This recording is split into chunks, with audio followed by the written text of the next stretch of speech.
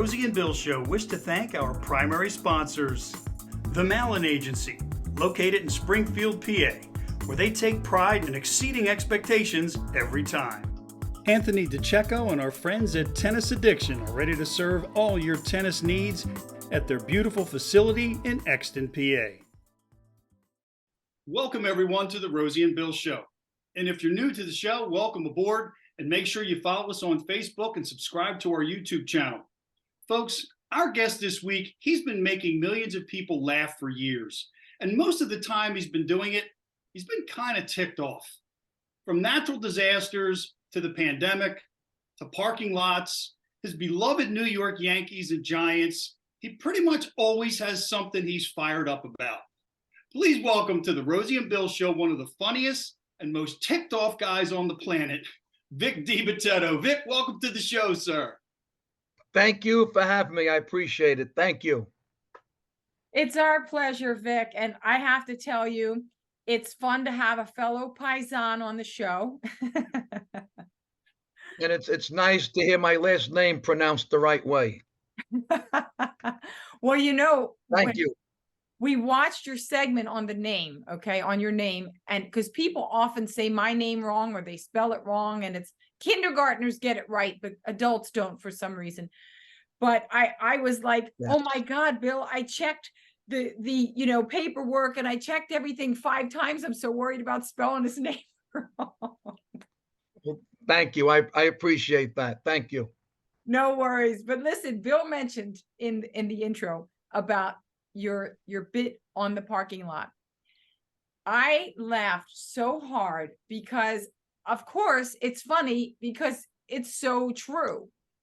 And I had the same situation where I parked as far away from the store as I could because I was in someone else's car and I was worried.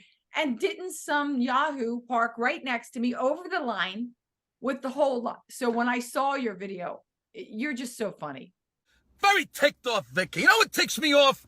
Whenever I go shopping, anywhere, I go to the parking lot, I park away from everybody. I don't want anybody parked around me because nobody gives a shit because it's all about them. They open the door, they bang your door, nobody cares because it's all about them. I like to park far away. I like to walk. It's a good exercise. I don't got to be the first mutant. I don't have to have the first spot in front of the store because I'm a spoiled freaking mutant. I don't take handicap spaces because I don't deserve it. I like to park far away. I like to walk. Clears out my head. Look at all these spots. Look at all these spots, okay? I come back from the store, and this guy's got to park right next to me. Not over there, not over there. He's got all these spots. He's got to park right here, right here. That's what ticks me off. Thank you. Well, that was one of many videos that went viral. And like you said before, people relate to it. You know, I say what people are thinking. Yes, you do. And you say it like a true Italian, which brings me to my next question. I'm wondering, I love the bit like on your grandmom and growing up and all of that. Why are we Italians so fiery tempered? Why do you think that is? Because we're honest. That's why, and I always get people that tell me I curse too much. People who curse and scream and yell are honest. And there's no other nationality that I know of that expresses themselves. We're very emotional people. Yes, I agree. And I used to live in California. And whenever I came back to California from visiting Philadelphia, my friends would be like, oh, we have to soften you up a little bit when you come back from. Well, that's why if you look at my tour schedule, I'm on the East Coast a lot. My act wouldn't really go over in Boise, Idaho, if you know what I'm saying. I do, but I'm sure there are people that park over the lines and crowd people in an empty parking lot even in Idaho. So yes, because it's relatable. That's why. No matter where I go in this country, there's always New York and New Jersey and Pennsylvania, tri-state area transplants. So yes. And if I do work to, like the Midwest or Cal or the West I got to just slow it down a little bit and maybe use different words. But look, funny is funny. I don't care where you're from, what you do, who you are. Funny is funny. That's true. And you are funny. So let's go back, Vic, when you were a kid growing up. When did you discover that you had this knack for being funny? Well, like most comedians, I was the class clown. But I was sneaky funny. I would like imitate the teachers behind their back. And, as time went on, I grew up in Brooklyn. There was a comedy club in Brooklyn called Pip's Comedy Club. At that time, it was the oldest comedy club. And a friend of mine said to have an amateur night there. Why don't you give it a shot?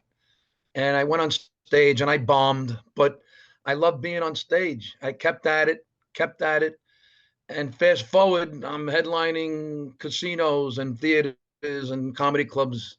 I'm doing this 40 years. The first night I went on stage, Andrew Dice Clay was DMC. That's how long I'm doing this. That's amazing. Yeah. Now, Vic, if you go back and look at some of those early days when you started, you said the first time, you went out there, things didn't go well. But when you decided to make that move and go into comedy, one of the things we've heard from many of the comics we've had on is that they didn't necessarily get a lot of support from family when they said that was the direction they want to go. So how did that work out for you when you decided to choose comedy as a career? Well, I guess I was lucky. My family was always behind me. My parents always told me, go for it. Like I said, the first time I went on stage, I was booed off the stage. I bombed, but there was something about being on stage in front of a live audience. The needle was hooked. And when you have a passion for something, I never gave up. And I love what I do, man. I make people laugh, and then after a while, I found out I could get paid for it. I'm like, what? Wait a minute, you can get paid to do this? I'm like, holy cow, this is amazing. It's just been a beautiful journey, man. And I'm still fighting the fight. It's still, look, I'm not in that Sebastian Maniscalco, Bill Burr. They're in the stratosphere. I'm right here, but I'm happy where I am. I can still go out. I'll get recognized, but not to the point where I can't go out like it's Beatlemania, Right. But I love where I'm at this point. I'm 62, who am I to complain? I got a beautiful house, wonderful wife, 2 beautiful kids. I drive a Lexus. I got a great manager. I'm booked into 2025. Wow. I'm just enjoying the fruits of my labor. I used to drive a garbage truck, a dump truck, a cement truck, a school bus. I'm only doing comedy full time since 2013. It's just, I'm happy, man. It's just a beautiful, beautiful journey it's been so far. We've often asked our guests how they might define success. And I want to tell you, I think you just did. Yeah, I mean, look, I don't need the mansion and the Ferrari. Look, I got my audience, my fans are the most loyal and supportive fans. I got a great the social media, that was a big help for me. Here I am, the 62-year-old chooch using the social media, and I got, the viral spread of milk. That was the first one that went viral. Then I did a rant on Kanye West and Justin Bieber. That went viral. Then I did during a pandemic, message to the government. That went viral. And I got a steady, loyal fan base that keeps coming back. I get people that tell, oh, this is the 7th time we're seeing you. We're coming again in 2 months to see. I sell tickets. As long as I'm selling the tickets, I'll be going on stage, I'm just riding the wave because this business tomorrow is promised to nobody. That is so true, Vic. I mean, everything that you're saying, and it's really inspirational because a lot of people maybe wouldn't have the staying power to do the survival jobs that you just referred to and still find the energy to write the jokes and get out there to the open mics or get out to the gigs. So, that for all the comics that are young that are watching this show, this is how it's done, right? I mean, what advice would you give to people coming up? Look, I'm grounded. I got a beautiful wife that, I got married and I started getting to stand up around the same time. I got married in 83. I started comedy in 82. I'm grounded. I work with some of these young kids that open up for me sometimes, and all they worry about is getting the sitcom, being in a movie. Just worry about selling tickets. Worry about your act, hone your craft. It was 40 years. Some guys doing it 2, 3 years. Did they like, how come I'm not on Jimmy Fallon? How come I'm not doing Jimmy Kimmel? That means nothing today. The old days when you made Carson and he called you to the couch, that was it. You were like a made man in the mafia. You could do Jimmy Fallon 20 times today. It means nothing. Just worry about selling tickets, work on your act, be nice to people, don't be a diva, check your ego at the door, and just work on your act and make people laugh. Enjoy what you do. They just worry about, just think of the big picture. They worry too much. Look, I did one movie. Kevin James called me out of nowhere, puts me in Mall Cop 2. I wasn't even expecting this. It happens to you when you don't expect it. I guess I'm lucky, man. It's a brutal business. It's not who you are. It's not who know. It's not who you know. It's who knows you. That's a great way to say it. But the thing, Yeah, not just luck though, Vic, because you've shared that you've been preparing and building this energy for a long time. So it got out there and you drew it back to you. How long did it take you, do you think, to really get a solid act? How many years did it take to craft that? like I said before, the act that I have now, it took me 40 years to get the act that I have now. I mean, the other night I did an hour and a half. It was mostly I was improvising. It's just the more stage, and that's another tip to young comics. The more stage time the better. The experience really is. Now you got these comedy schools. You can't learn this. I mean, would you stop at the comedy school? I don't get that. But I'm grounded, and I got the social media, and it just took me. Then 2013, I signed with Russell, the guy that you hooked up, that you spoke to. He's a great manager. I have a different relationship than any other comic has with a manager. He's like a brother to me, and he just took my career. It just, hey, look, the pandemic, 2 years, all my shows were canceled. I was doing these Zoom shows, which you can't do. You can't do stand up on a Zoom. You need that live audience. But the social media, the videos, that's what pulled me through. Now, when I go to these shows at the meet and greets, people tell me, dude, you got me through the pandemic. Nothing can compare. No standing ovation or sold out show can compare to somebody telling you that you got them out of their depression. I mean, come on, man. That means I got a soldier in Afghanistan sent me a picture of him, sent me a folded American flag, said he was about to put a gun in his mouth, and he heard his friend watching one of my videos, and he said, I saved his life. I mean, come on. You can't compare that to a movie or a sitcom. It's just, I love what I do. I'm thankful, Yeah, well, I'll tell you what, though, Vic, I think from everything you've said thus far, and I think you've hit the lottery because you're grounded and where you're at. And the fact that you had someone tell you that you saved the life of someone serving the country. I mean, how many people can get to say that? I mean, that's so powerful. It's all the time. The private messages I get, don't get me wrong. I got my haters too, but haters means you're successful. But being on stage, I still get the butterflies, and to hear a full sold out 1,200 seater of people laughing, especially now, the way the world is going, we need to laugh now more than ever. Well, Vic, I wanted to ask you along those lines. You're talking about now, and one thing I'm curious about, especially given your brand of comedy, if you will, how would you say the business has changed from when you started to now in terms of when you're writing, preparing? Have you had to make any adjustments or changes? Because it doesn't seem to me as though you have. But I'm just curious. No, I've been, especially now, because the whole cancel culture nonsense. You know what it is? I talk about myself. I don't pick on people. I talk about myself. And now the way it's changed, now you could have 2 million followers on TikTok just by dancing for 20 seconds. And then the comedy clubs will book you because you're selling tickets. But then you go see these people on stage, they got nothing. So what's this guy going to do? He's going to twerk for an hour? You know, it's let me see you do what I try doing what I do for an hour and a half. I'm a mile a minute. I'm screaming, I'm spitting, the vein is popping out.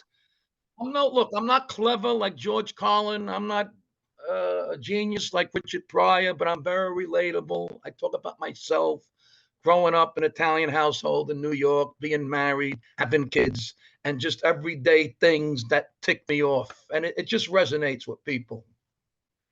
Oh, absolutely. I mean, you know, you find the humor in everyday things, and that's not always easy to do. You know, you could have 10 people with the same scenario and you would be the only funny one, you know, or 100 people. Well, thank you. But, And you know, you got to understand the stand-up is a whole different animal than the videos. I mean, my content, I don't mean to be blowing smoke up my own ass, but there's no comic out there that is putting up the content that I'm putting out. I've been putting up a different video every day since 2009. I got different characters. I got ticked off Vic. I played manager of the Yankees, the coach of Giants. I used to have my mother-in-law. She was in the video. She passed away, unbelievable. But I got my cat. I got my nosy neighbor, Alan. My manager, Russell, he's in some of them. I got all these characters, the old man, the grandpa. It just goes on and on and on. And then when people come to see my stand-up, here's the best part. I'm now at the point where I'm getting heckled by my own material. People are yelling out my videos during my act, and it's screwing up, but it's kind of gratifying that I'm getting heckled by my own material. They're yelling out requests now. It's just amazing. Now, how many people can say that? That's amazing. I want to ask you a couple of sports related things in a second, but before I do, I'd be remiss if I didn't touch on something, because I'm surprised. I'm assuming you must be sitting in something other than your house, because I saw a video earlier today where you left the gas on and it didn't look good at the end of the video with your house. Yeah, I had to have shut the gas, right? Yeah, I shut the gas.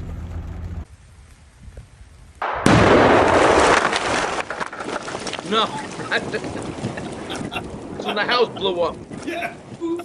Like the guy that does special effects. Yeah, thank God Lucy was home, and my cat has 8 more lives. So had to just touch on that, because that was a classic too, and it was I just saw it earlier today. But Every day. Giants and Yankees. If you were, let's say, the manager of the Yankees, or if you were Brian Dable, what would you do with each of your teams to improve the situation for each of those squads? Because, you know, caring fans in Philadelphia want to know. Look, that game is going to go down in history. If you read the stats, what happened in that one game hasn't happened in the history of the NFL. You got to think about it. Look, I think they're a good team. I love Dable. I love Wink Martindale. I like Daniel Jones. I like Saquon. We just got to forget about that game and worry about this Sunday in the next game. What are you going to do? You got to wipe it out of your mind, because it's just the first game. There's only one way up, only one way up. I have a problem with the Giants. Other than that, what happened, that dumpster fire of a nightmare. Now, the Yankees, on the other hand, Hal Steinbrenner, he has ruined the greatest sports franchise. He's an idiot. He's got a personality of a paper clip. He doesn't care about the fans. Cashman is a moron. But analytics has ruined baseball. Okay? Now, I'm pissed at the Yankees way before when they knocked down Yankee Stadium. That was an infamia. How do you knock down the cathedral of baseball? You know, everybody talks about George Steinbrenner. That's because of him, they knocked down the stadium. Now it's just a plastic replica. But getting back, then the injuries. I don't understand these injuries. Judge played a total of 3 years. Stanton played a total of 2 years. I mean, look at what's his name, Aaron. Right. Well, that's an Achilles. The money is ridiculous. I say pay these guys accordingly to what they produce. Analytics has ruined the sport. They got to dig up Billy Martin and get back to small ball. None of this analytics nonsense. If the pitcher is doing good, I don't care how many pitches he's thrown, leave him in there till his, the blood pressure's starting to go up now. I got to calm down. Just leave him in there till his arm falls off. But the Giants are going to be all right. The Yankees, I think we got to now the Martian, the guy with the big ears, Dumbo, I call him. He got injured. He got injured sneezing. Please, we get to the topic. Well, yeah, I will say this, Vic, and it's not just the Yankees when it comes to the analytics and especially those pitch counts. I wish Nolan Ryan or Tom Seaver, I wish one of those guys were pitching today, because I'd love to see a manager go out and say, listen, you've thrown 98 pitches. I need to take you out in the 8th inning or 7th inning. Yeah, imagine telling that to Nolan Ryan. Yeah, okay. They get what Robin Ventura got when he charged the mound. Oh, that was great. Got him in a headlock, and he was like this. Oh, yeah. Aaron Judge, you can't wrap your big toe up in DH for a couple of games? Come on. Mickey Mantle played with broken bones and fevers. He got drunk the night before, and he was in there the next day. Please, it's a whole. The world they come from is no more. No. That's true. Well, the money is insane. The amount of money, like you were saying, that people are making for years to come, even when they're not playing. You know what I mean? Could you imagine getting paid by the Mets? My manager split his Achilles at my backyard. We were playing volleyball. He tore his Achilles. And now he's watching Aaron Rodgers. Why? He's getting $70 million. I told my manager I would tear my Achilles for $70 million. My manager said I did it for nothing. Well, let's see if you break. What was it? 4? I think he played 4 downs. So that was just under $18 million a play, I think. That's crazy. Especially now, people are living paycheck by paycheck. It's so hard out there. I tell people the American dream is it's not like it's still. I mean, look, I'm living proof, but you just gotta forge ahead, man. I was taught hard work ethic by my father, and it's working. It's day by day, man. I take it a day at a time. Yeah. Now, Vic, I had one last question that I want to ask you before Rosie closes us out, and that is, we've talked a lot about different things that have ticked you off, and we've had a lot of fun with that. But what makes you happy? Wow, that's a big question. Just being with my wife and kids. Sometimes I'd rather not go to a show, and I'd rather just go to a movie. My wife and go out for dinner. The simple things, the simple things. My kids, they live in Scotland. That's a whole other story. And I'm thankful I'm able enough to afford to go to Scotland 2-3 times a year to see them. I just love being with my family. I love just hanging out and having a few drinks and laughs.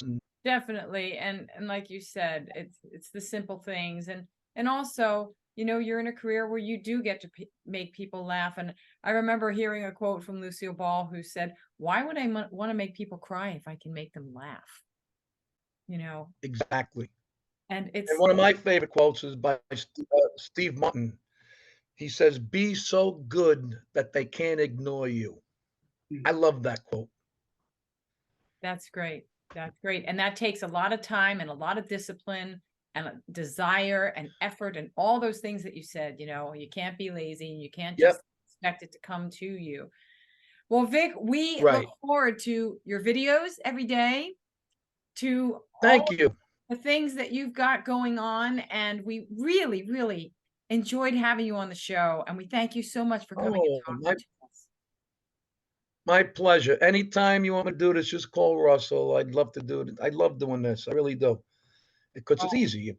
Yeah, On the computer, boom, you're there. It's nice. exactly. Well, we sure enjoyed having you. And folks, we hope you've enjoyed the show, and we will see you next week. Hey, what do you hear? What do you say? My Facebook, YouTube, Twitter, Instagram, Google Plus, your sister's ass, the Pony Express. Vic DiBitetto here. No, it's Kevin Hart. Anyway, you know, folks, they say that marriage is a 50-50 compromise. Well, check this out. The walk-in closet, okay? It's all her stuff from here all the way back there, wrapped around to here. But this right here, this little 2x4 section, that's what I get. 50-50, huh? All her shit takes up the shower nook and the seat. The seat that we originally put in, we had this built, we're supposed to have sex on the seat, but now it just holds all her shit. Yeah. Meanwhile, there's my little section right there. That's that corner where my soap goes. I'm like a fucking animal in a kennel that gets washed down with a bar of soap. Yeah. 50-50. This is hers, the light cream. This is hers, the fat-free, lactose-free, the oat milk, the fat-free, but I gotta move all her shit just to get to my Dunkin' Donuts creamer. Yeah, does that look 50-50 to you? I don't think so. I see what you guys did last night. I get it.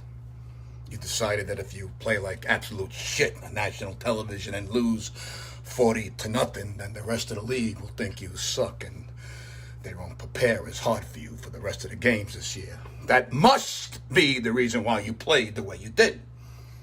You're smart, not dumb. You know who's smart and not dumb? Fredo is smart and not dumb. You played like a bunch of Fredos last night. You know what happened to Fredo? That's not the brother you want to play like, ever. This week's episode has been brought to you by Doherty & Company Insurance Services for all your business and personal insurance needs. Our friends at Tennis Addiction in Exton, PA. And the Malin Agency, where exceeding expectations is how they do business. Interested in becoming a partner in positivity? Send us an email, rosieandbillshow2018 @gmail.com.